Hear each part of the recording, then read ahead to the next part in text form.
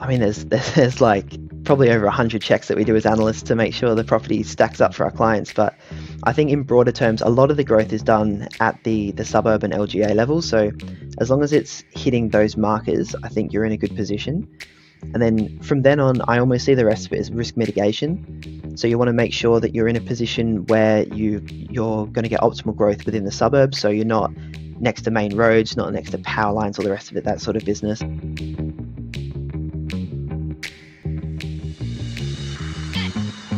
Hello and welcome. You're listening to Dashdot Insider, the only podcast that you should ever listen to if you want to create a life of freedom, choice, and abundance through property investing. The aim of the game of this show is we want to give you practical tips and advice so you can become a better property investor no matter what is happening in the current market, no matter what is happening in your mind. And on this episode, we talk with Oliver Vernall, who is the current senior property analyst at Dashdot. So he's got a great perspective on what is currently happening in the market. So we dig into that, we talk about that. And he also offers up 5 practical tips to invest successfully in the current market, no matter where you're coming from or what your current position is. So if you want to know what's going on in the market, and if you want some advice on how to become a better property investor in the current state of play, then this is a great episode for you. And before we get stuck into it, make sure you share this with someone. That would be my one request. It's my only request, actually.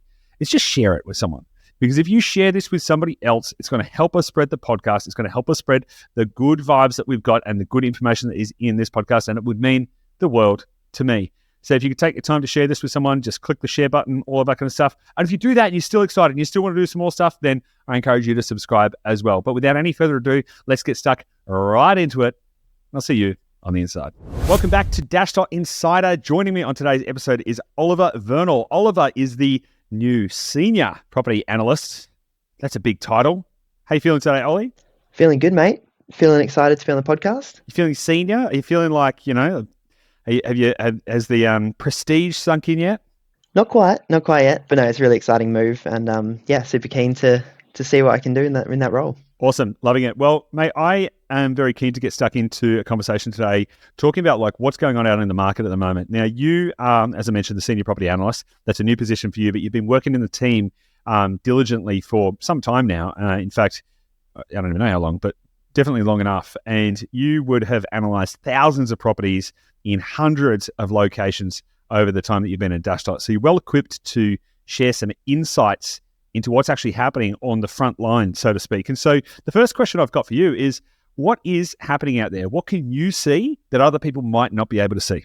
Yeah, it's a good question. I guess there's two sort of ways to look at that. You've got sort of the macro environment and then the sort of microcosm that we operate in here at Dashdot. So I guess in terms of macro environments, the interest rates, I think, are taking a little bit of a bite at some of the capital cities and the more affluent suburbs in the capital cities. And that's where you're seeing a little bit of sales activity drop off. Where we tend to buy in more of the affordable centres, you're seeing really, really strong interest. You're seeing really low stock as well, which is another a factor that's really affecting us and that's pushing growth. But you're also seeing really high demand. You're seeing a lot of focus on the sort of 300 to 400k range as interest rates sort of push people to chase yields a little bit as well. Love that. So talk to me a little bit more about that. I mean, you said that we're buying in more affordable areas. Sort of what's the kind of, broadly speaking, the price range that you're seeing as the most active at the moment? Talk to me about how you're seeing things like rental vacancies as well. Let's go a little bit deeper. Yeah, sure. So I think the hottest range that I'm seeing is the sort of 300 to 400k range. I think that's a real sweet spot for investors. Typically investors, I think, tend to, well, in my experience anyway, tend to sit in the sort of 250 to 550 purchase price. That's where you can sort of buy your properties and have a solid enough yield to sort of offset a fair bit of your holding costs. But I think the 300 to 400k banner at the moment is really getting a lot of attention. Why do you think that is? Well, I think it is one. You've got lack of borrowing capacity. So people are getting tightened up by the banks with interest rates. And also in that price range, you tend to get your better yields. So people are chasing those gross yields to try and offset some of their borrowing. And so have you actually seen any other opportunities opening up? Because what we're seeing, what you're kind of suggesting there is investors, more broadly speaking, are still trying to chase, how can I get the maximum yield? How can I work within these current critical constraints in my portfolio? Have you started to see some opportunities open up? Perhaps where there's lower yields? Is there like less demand in these markets where there's potentially lower yields but still great growth potential? What have you seen there? 100%. So I think what's really interesting is the affordable centres in like a broad term. You could think of that as like an LGA. Within that LGA, you've got even more affordable suburbs where you tend to find your sort of $300,000 to $400,000 assets that have the higher yields. That does come with some sort of associated risk as well. Where I think the opportunities are is in those more affordable LGAs, but in the higher socio-demographic areas. I think there's a little bit less demand on those properties as they tend to be pushing that sort of 450, 500 plus price range where people are sort of struggling a little bit in terms of obtaining the borrowing capacity or absorbing the holding costs of those. And I think that's where the opportunities are. There's a little bit less demand and a little bit more stock as well. What is interesting to me in the current market is that despite a propensity for people to have an opinion that like growth happens in capital cities, what we've seen is capital cities haven't performed typically pretty well. But actually what we've seen is it's not even just the kind of next level down where there's major hubs like, once upon a time it was Bendigo and all of this kind of stuff. We're actually seeing some really interesting smaller towns which are providing lots of opportunity for property investors. So what's your take on that? And do you think property investors should be ready, willing, and able to explore some of the smaller towns on that end of the spectrum? And do you think they represent a good long-term opportunity given what you can see in the current market? Well, yeah, no, I think they do. I think the regional centres outside of the capitals and even beyond, like you were just discussing, there's a lot of opportunities there, particularly places in like northern Queensland and southern Western Australia. I think like we were talking about with the push to affordable lifestyle, as long as there's the projects and the I guess the lifestyle within those centres, that's the sort of thing you need to be looking for. So it's not just piggybacking off the back of a capital city. It's got to have its own sort of intrinsic value to live within that regional centre. And I think as long as it sort of ticks those boxes, there's plenty of growth to be had in those regional centres. Yeah, nice.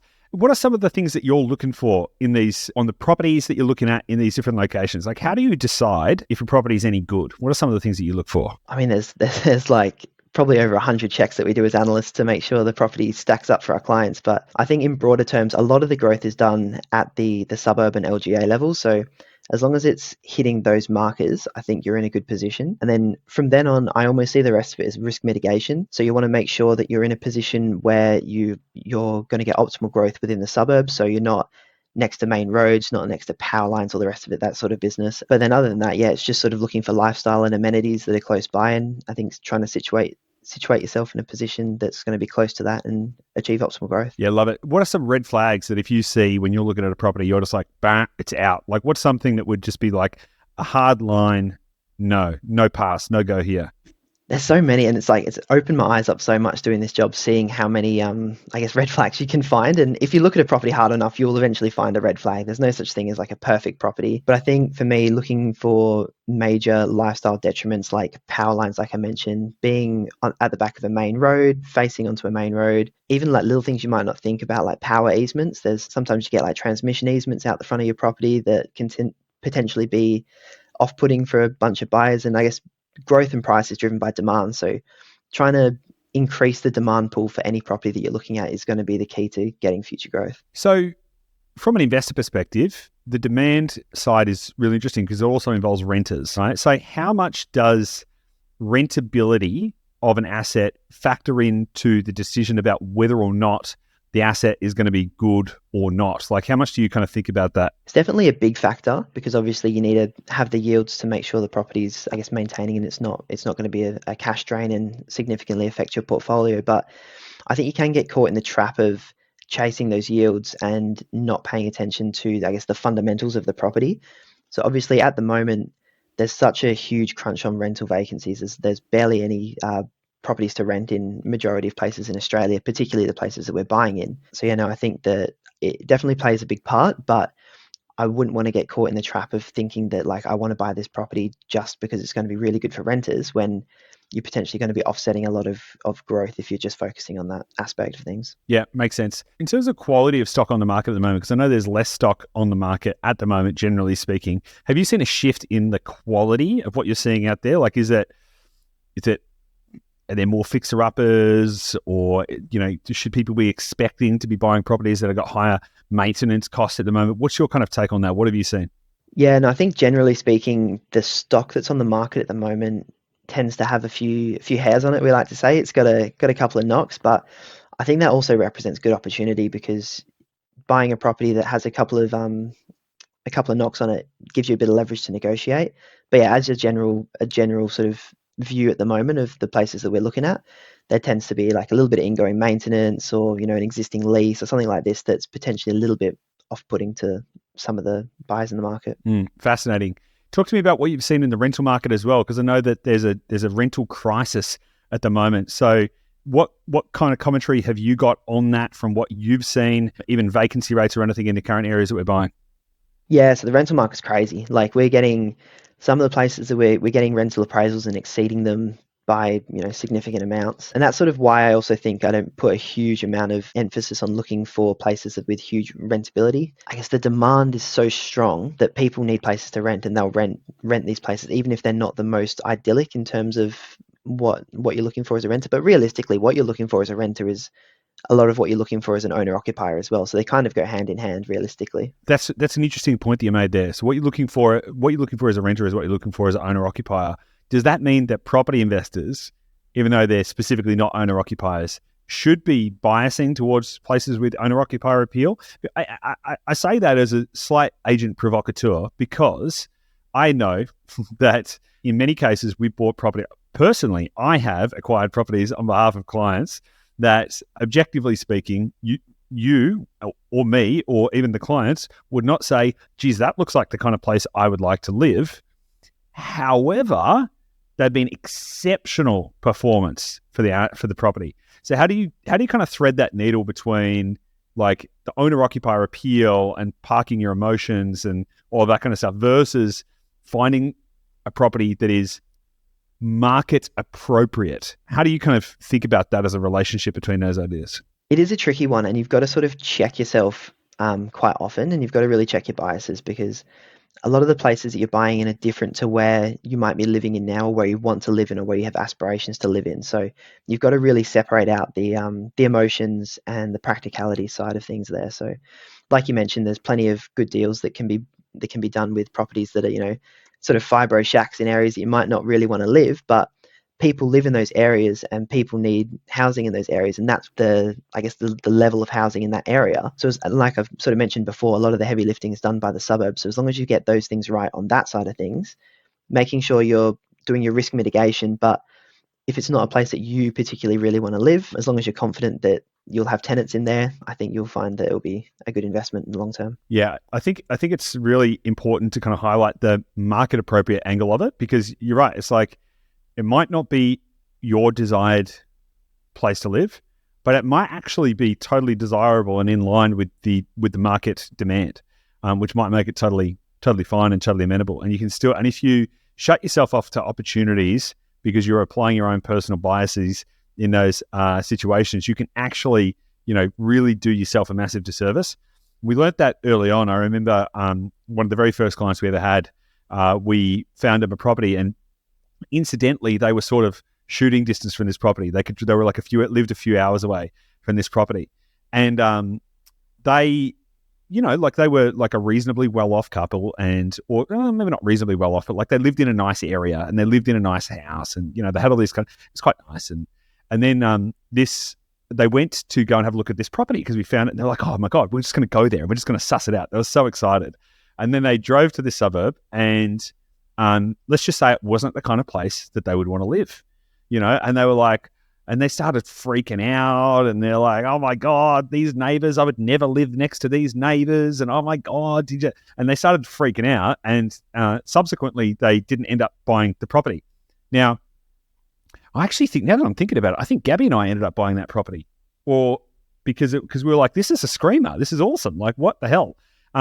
If we didn't buy that property, we definitely bought one like right in that neighborhood, because I remember it specifically. And that has been like just this insane, like completely insane performance that these guys missed out on. Now, I actually know they actually went and invested somewhere else. They actually chose to put their money somewhere else in an area that actually has not performed, that has actually underperformed, broadly speaking, the market over the last 4 years. And so as a result of them applying their personal biases in that situation, they actually put themselves in a situation to achieve subpar performance. And so sometimes looking past your own personal biases to look in these situations and go, okay, cool, let's look at what it is in a market appropriate perspective versus my personal situation can actually be a pathway to greater success.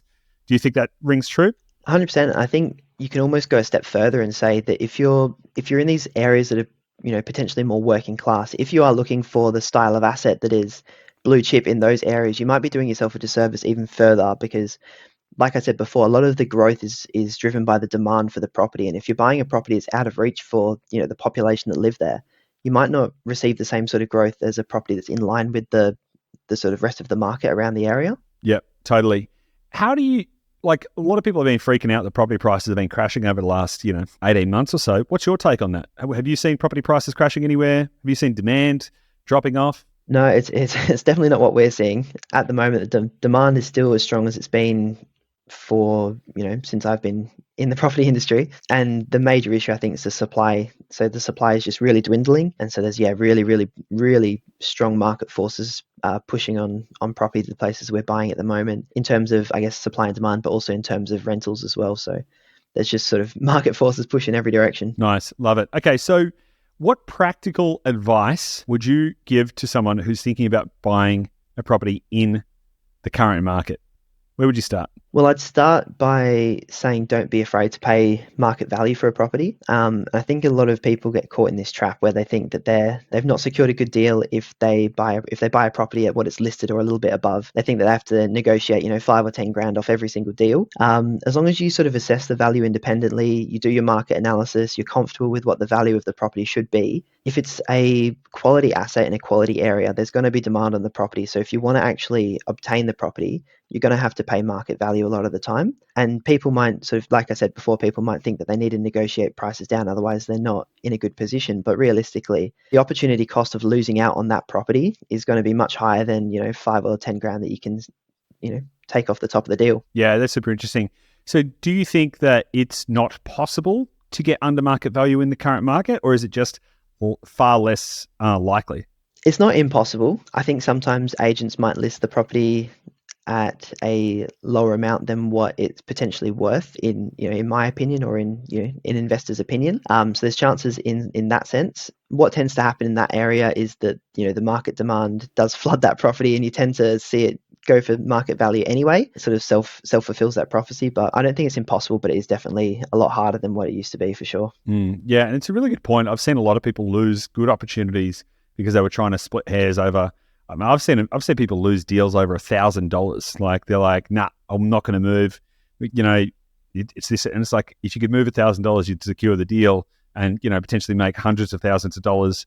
It's just mad sometimes that people get stuck in their head around these kind of ideas. And if you I think that's a really go on. Sorry, no, I was just going to say, if you think in terms of like even $10,000, if you're sort of capitalizing that into a 90% loan, you're realistically only paying an extra grand out of pocket, and the rest of it gets capitalized in your loan. Obviously, there's like repayments that go on top of that as well that increase your holding costs. But in terms of what's coming out your pocket, sometimes it's somewhere between a grand or 2 grand. So it seems yeah, it'd be a real shame. That's such a good point. That's such a good point, because people look at the total number, and maybe it's 20 grand, right? Maybe it's 20 grand difference, right? And so they're going, oh my God, that's $20,000 that I've got to spend, or I'm going to lose, or it's $20,000. When in actuality, based on whatever your loan condition is, right, that could either be on a 90% LVR loan, that could be $2,000, or on an 80% LVR loan, that could be $4,000. And so the real actual question is not 20, it's 2 or 4. And it's like, would you pay another $2,000 or $4,000 to secure the deal? That is such a good point to make, and really, really valuable and prescient. So good one. What other tips would you give people to buy in the current market successfully?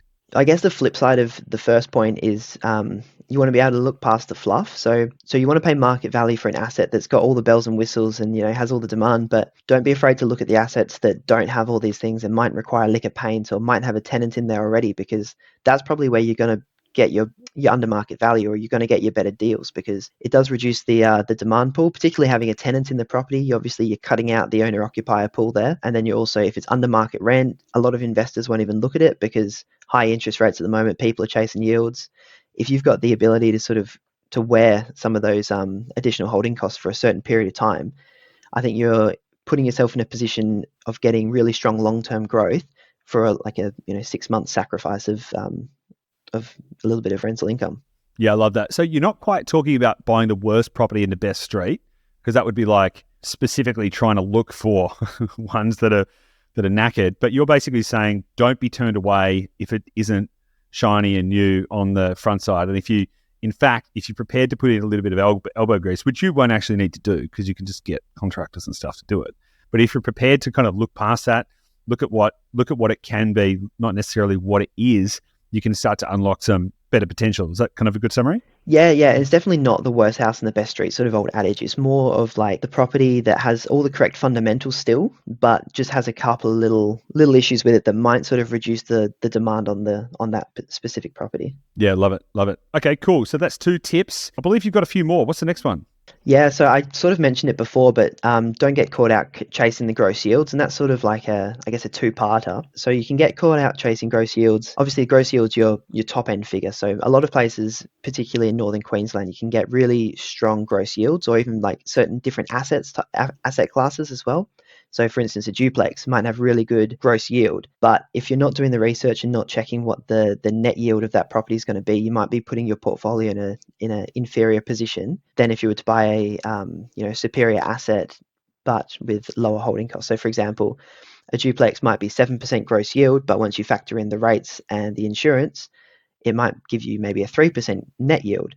Whereas you could buy something in a different part of Australia with lower holding costs that might be a single family home, probably more demand for owner occupiers, better growth potential, and it gives you a similar net yield because it has the lower holding costs. Love that. Speaking of yields, before we get on to the kind of like a couple more tips for buying in the current market, what kind of yields are you seeing in the current market? Like in the range that we're buying in, what is that looking like? What optics could you give the average investor out there? Yeah, so I guess as like a general position, somewhere between 4.5 to 6.5 is where majority of the properties we're buying in sit. Different areas and different LGAs have different averages, so it's hard to sort of have a blanket rule. But yeah, I'd say that's the sweet spot. Somewhere in the mid fives is where we'd find majority of our properties. What's the highest yield property you've seen that we've secured recently? I heard of I think it was a 9.5 or 10%er in a suburb that we recently purchased. I think it might have been a single family home with a granny flat annex. So it was sort of a dual income property. But yeah, I'm pretty sure it was a 10%er. That was about the best one I've seen actually. Oh, spicy. That's spicy. I mean, everyone would love that. That's real low awesome. holding costs as well. So that'd been an absolute corker. Oh man, that's awesome. So okay, so it's still possible, but pretty unlikely that most people are going to be able to secure those kind of they're right? rare as hen's teeth. I'm going to ask a question. When we find properties like that, why don't the Dashdot team just keep them for themselves? No, we do. That sounds awesome. I can imagine all of you guys. I can imagine the whole team. I can imagine the whole team just going, whoa. So, is there like, talk to me about that. Like, why and how, and don't you guys just go and scoop up all the best ones? Because it's a good question to ask. Yeah, no. I think everyone at Dashdot's super on board with the purpose of the company, which is to achieve brilliance for our clients. So when we see those properties, I think our first instincts, although it is nice to think, I could just grab that one, but no, it's very much trying to achieve our clients' goals and putting them in the best position to achieve what they're after. Yeah, I love that. Yeah, and it's true. Like it is true. It's like there's far more joy to be gained by sharing that value with other people than keeping it to yourself. I think like if you think it through, yeah, maybe you could keep that deal and that'd be nice. But imagine how good you're going to feel knowing that you've changed somebody else's life by helping get that in theirs. Like it's a pretty powerful move. So yeah. I like that. I think cool, man. So we've covered 3 well. tips. We've covered 3 tips so far. So you go, Ollie. I was going to say, I think it's cool as well. What happens is in our team meetings and everything, we get to see the results of our clients as well. So it's really awesome seeing those deals you see them on paper when they come through to us, but then seeing them in real life when they go to our clients and seeing the impact it has on our clients' lives is really cool. Love that. Awesome. So we've covered 3 points. So the first one is don't be afraid to pay market value for a top quality asset. Second point is try and look past the fluff. The third point is don't get caught out chasing gross yield, which is a good tip, particularly in the current environment. What other tips have you got?